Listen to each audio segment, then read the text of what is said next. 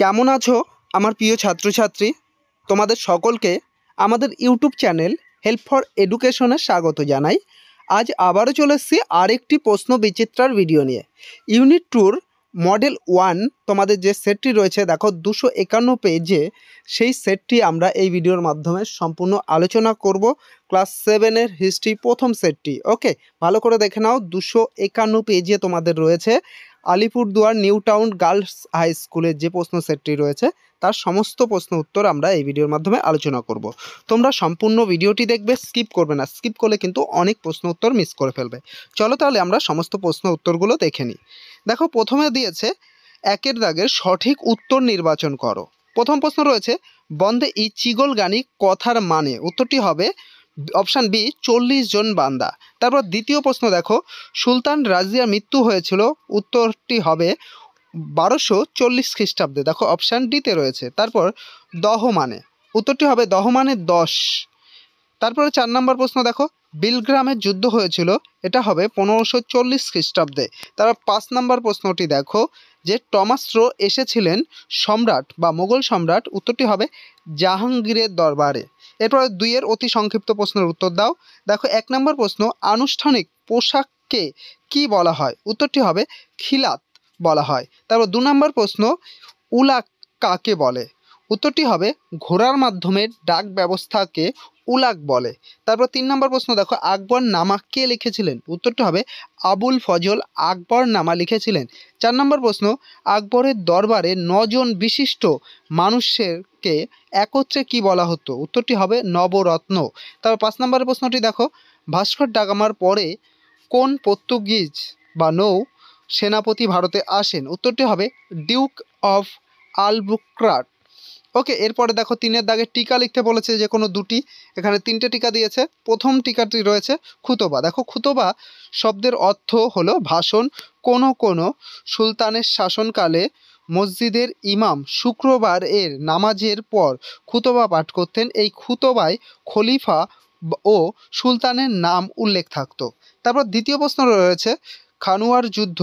ওকে, খানুয়ার যুদ্ধটা টিকা লিখবে। দেখো খানুয়ার যুদ্ধ 1527 খ্রিস্টাব্দে হয়েছিল দিল্লির মুঘল বাদশাহ বাবর ও মেবারের রানা প্রতাপের সঙ্গে। এখানে মেবারের বানানটা ভুল হয়ে গেছে টাইপিংয়ে, এটা হবে মেবারের রানা সংগ্রাম সিংহের মধ্যে। ওকে, তারপরে রয়েছে হুন্ডি। হুন্ডি কি? দেখো হুন্ডি হলো একটি বিশেষ ধরনের বিভিন্ন মূল্যের কাগজ যার মাধ্যমে এক জায়গা থেকে অন্য জায়গায় টাকা পাঠানো যেত। মধ্যযুগে ভারতে কিন্তু এই ব্যবস্থা চালু ছিল। এরপর দেখো 4-এর প্রশ্ন দিয়েছে, যে কোনো দুটি প্রশ্নের উত্তর দিতে বলেছে।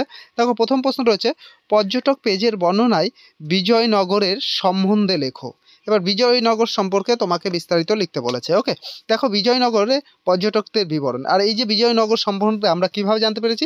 বিদেশি পর্যটকদের যে সমস্ত বিবরণী লেখা রয়েছে তার মাধ্যমে আমরা জানতে পেরেছি। এবার বিজয়নগর সম্পর্কে তারা কি বলেছেন দেখো, পয়েন্টটি করে নেবে। বিজয়নগর শহরটি ছিল খুবই সুন্দর। শহরটি 7টি প্রাচীর দিয়ে ঘেরা ছিল। নগরটি ছিল ইটালির রোম নগরের মতো বড় ও সুন্দর। রাজপ্রাসাদের কাছে ফলের বাগান ছিল এবং নগরের দিঘির পাশে অনেক তাল বাগান ছিল। তারপর নগরগুলিতে অনেক খাল ছিল যেগুলি ছিল স্বচ্ছ জল প্রবাহিত। আর ছিল নগরে অসংখ্য লোক বাস করত। এরপরে কৃষি বা সেচ ব্যবস্থা। দেখো বিজয়নগর রাজ্যের অধিবাসীদের প্রধান জীবিকাই ছিল কৃষি। কৃষিকাজের জন্য সেচ ব্যবস্থা সুবন্দোবস্ত ছিল। রাজ্যের আয়ের উৎস ছিল ভূমি রাজস্ব। বিজয়নগরে চাল, গম ও অন্যান্য প্রচুর শস্য পরিমাণে পাওয়া যেত। এরপর ব্যবসা বাণিজ্য ও শিল্প। দেখো বিজয়নগর ব্যবসা বাণিজ্য ও শিল্পে যথেষ্ট উন্নত ছিল। বিজয়নগরের সঙ্গে পর্তুগালের ব্যবসা বাণিজ্য চলত। সারের মাধ্যমে বাজারে জিনিসপত্র বহন করা হতো। এবার শ্রেণী বিভক্ত সমাজ। দেখো বিজয়নগরে ধনী গরিব শ্রেণীর লোক বাস করত। ধনী ও গরিব মানুষের জীবনযাপনের মধ্যে অনেক পার্থক্য ছিল। ধনীরা অনেক সুখ স্বাচ্ছন্দ্যে জীবন কাটাতো। এবার দেখো দ্বিতীয় প্রশ্ন রয়েছে দাক্ষিণাত্যের ক্ষত ব্যাখ্যা করো। দেখো দাক্ষিণাত্যের ক্ষতটা কি ভালো করে। মোগল সম্রাট ঔরঙ্গজেবের আমলে দক্ষিণ ভারতে মারাঠাদের ক্ষমতা বেড়ে গিয়েছিল। ঔরঙ্গজেবের দক্ষিণ ভারত জয় করে বেশি রাজস্ব আদায় করতে ও মারাঠাদের দমন করতে চেয়েছিল। এবার দেখো এই যে বিজয়নগর, গোলকুন্ডা, তাহলে সেখানে কি কি করেছিল ঔরঙ্গজেব, কি কি ব্যবস্থা নিয়েছিল এই দাক্ষিণাত্য দখলের জন্য? ঔরঙ্গজেব দক্ষিণ ভারতের বিজয়পুর ও গোলকুন্ডা রাজ্য দখল করেছিল। তারপরের পয়েন্ট করবে মারাঠা সাম্রাজ্য দখলের চেষ্টা। ঔরঙ্গজেব মারাঠা সাম্রাজ্য দখল করতে গিয়ে ব্যর্থ হয়েছিল।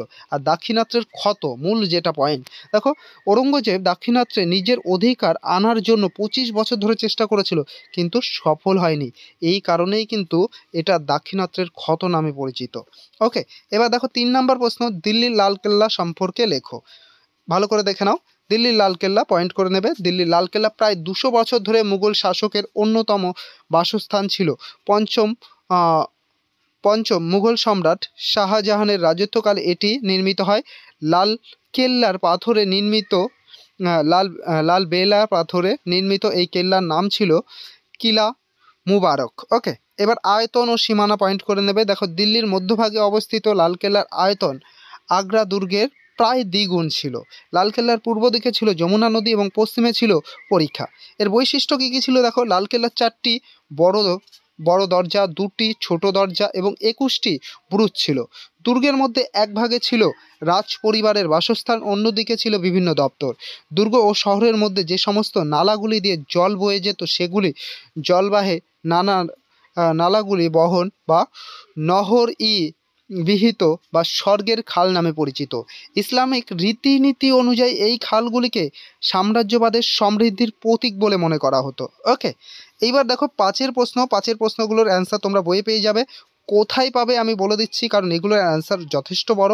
এগুলো কিন্তু তোমাদের বলে দেওয়ার থেকে আলাদাভাবে এই নিয়ে আলোচনা করা বেটার হবে, তাই আমি তোমাদের প্রশ্ন কোথায় পাবে এই প্রশ্নের উত্তরগুলো বলে দিয়েছি, তোমরা দেখে নেবে। আর যদি অসুবিধা হয়, তোমরা বুঝতে পারছো না বা ওই প্রশ্নটি বুঝতে চাও, আমাকে কমেন্টে জানিও, আমি তাহলে এইটা নিয়ে, এই টপিকগুলো নিয়ে এক একটা করে ভিডিও বানিয়ে দেবো। দেখো প্রথম প্রশ্ন রয়েছে, পাগলা রাজা কাকে বলা হয়? এটা শর্ট প্রশ্ন, জানো, এটা অ্যান্সার দিয়ে দিয়েছি। দেখো মোহাম্মদ বিন তুগলককে বলা হয়। এবার তুগলকিক কর্মকাণ্ডের পরিচয় দাও, এর বিস্তারিত ব্যাখ্যা দিতে হবে। কোথায় পাবে দেখো, তোমরা ইতিহাস সহায়িকা, রায়মার্টিন ইতিহাস সহায়িকার 80 এবং 81 নাম্বার পেজে 12 এবং 13 প্রশ্ন উত্তরটা দেখবে। ওকে, তারপরে দেখো শেষ শাহের সংস্কারগুলির ব্যাখ্যা, এটা পেয়ে যাবে তোমরা 110 পাতার 5 নম্বর প্রশ্নটায়। ওকে, 3 নম্বরের প্রশ্ন রয়েছে, সুলতানি আমলে জল সংরক্ষণ বা জল সরবরাহ সম্পর্কে লেখো। এটা তোমরা 137 পৃষ্ঠারে 3 নম্বর যে প্রশ্ন উত্তরটি রয়েছে সেখানে পেয়ে যাবে। ওকে, তোমাদের যদি কোনো অসুবিধা থাকে কমেন্টে জানাতে পারো। আর আমাদের চ্যানেলে তোমরা যারা নতুন, চ্যানেলটিকে অবশ্যই সাবস্ক্রাইব করে নিও এই ধরনের ভিডিও সবার আগে পাওয়ার জন্য। আবারও দেখা হবে আরেকটি প্রশ্ন বিচিত্রার ভিডিও নিয়ে।